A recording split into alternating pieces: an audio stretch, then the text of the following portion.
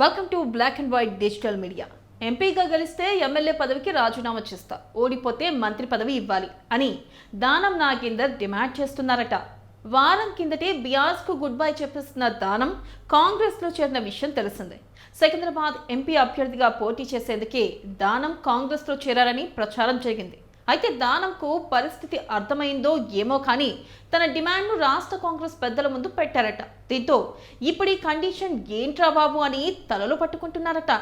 మనదేం పోయింది, అభ్యర్థులను ఫైనల్ చేసేది అధిష్టానమే కాబట్టి దానం కండిషన్ను కాంగ్రెస్ హైకమాండ్ దృష్టికి తీసుకుపోయారట స్టేట్ లీడర్స్. అయితే కాంగ్రెస్లో చేరేవారు దానం మాదిరిగానే పదవులను డిమాండ్ చేస్తే అందరికీ ఇవ్వడం సాధ్యం కాకపోవచ్చు. కాదంటే మొదటికే మోసం వస్తుందని సీఎం రేవంత్ రెడ్డి టీంలో చర్చ జరుగుతుందట. ఇళ్లలకగానే పండుగ అయిపోయిందంటే ఇదే మరి.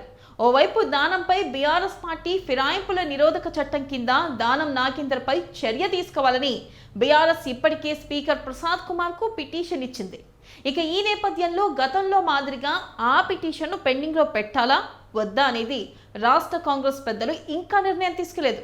కానీ దానం తాజా డిమాండ్కు ఓకే చేస్తే ఒక సమస్య, చేయకపోతే మరో సమస్య. మొత్తానికి దానం గటికుడే అన్న చర్చ ఇప్పుడు పొలిటికల్ సర్కిల్లో సాగుతుంది. ఇలాంటి మోర్ ఇంట్రెస్టింగ్ అప్డేట్స్ కోసం వెంటనే మా ఛానల్ని సబ్స్క్రైబ్ చేసుకోండి.